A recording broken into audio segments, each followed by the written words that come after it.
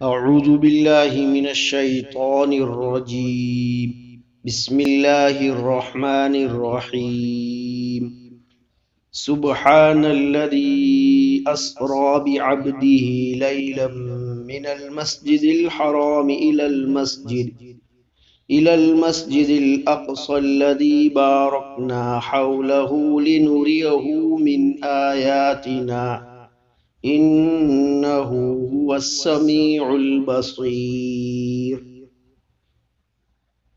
پاک ہے وہ ذات جس نے اپنے بندے کو رات کے وقت مسجد حرام سے مسجد اقصی تک سفر کرایا، جس کے ارد گرد ہم نے برکتیں رکھی ہیں تاکہ ہم انہیں اپنی بعض نشانیاں دکھائے۔ یقیناً وہ سننے والا دیکھنے والا ہے۔ اس آیت میں معراج کا واقعہ بیان کیا گیا ہے، جو ہمارے رسول اللہ صلی اللہ علیہ وسلم کا ایک خصوصی اعزاز اور امتیازی معجزہ ہے۔ مسجد حرام سے مسجد اقصی تک کا سفر جس کا ذکر اس آیت میں ہے، اس کو اسراء کہتے ہیں، اور مسجد اقصی سے جو سفر آسمانوں کی طرف ہوا اس کا نام معراج ہے۔ معراج کی تاریخ میں روایات بہت مختلف ہے۔ مشہور عام طور پر یہ ہے کہ ماہ رجب کی 27ویں شب معراج ہے۔ اسراء اور معراج کا پورا سفر صرف روحانی نہیں تھا بلکہ جسمانی تھا۔ بیداری میں پیش آیا، خواب میں پیش نہیں آیا تھا۔ جیسے عام انسان سفر کرتے ہیں ویسا ہی آپ کا سفر تھا۔ اس آیت کے پہلے ہی لفظ سبحان میں اس طرف اشارہ موجود ہے، کیونکہ یہ لفظ تعجب اور کسی عظیم الشان بات کے لیے استعمال ہوتا ہے۔ اگر معراج صرف روحانی بطور خواب کے ہوتی تو اس میں کون سی عجیب بات ہے؟ خواب تو ہر مسلمان بلکہ ہر انسان دیکھ سکتا ہے کہ میں آسمان پر گیا، پھلا پھلا کام کیے۔ دوسرا اشارہ لفظ عبد سے اسی طرف ہے، کیونکہ عبد صرف روح نہیں بلکہ جسم اور روح کے مجموعہ کا نام ہے۔ اس کے علاوہ امام ابن کثیر رحمۃ اللہ علیہ نے اپنی تفسیر میں 25 صحابہ کرام رضی اللہ تعالی عنہم کے نام ذکر کیے ہیں جن سے اسراء کی روایات منقول ہیں۔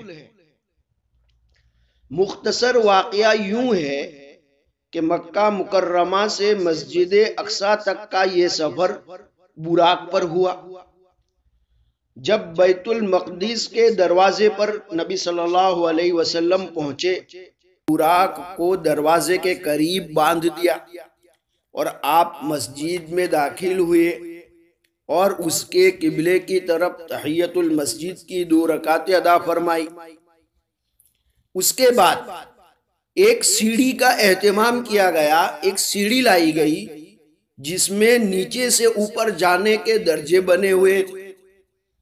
گویا یوں سمجھ لو کہ یہ خدائی اور اللہ کی لفٹ تھی جس کے ذریعے آپ پہلے آسمان پر تشریف لے گئے، اس کے بعد باقی آسمانوں پر تشریف لے گئے۔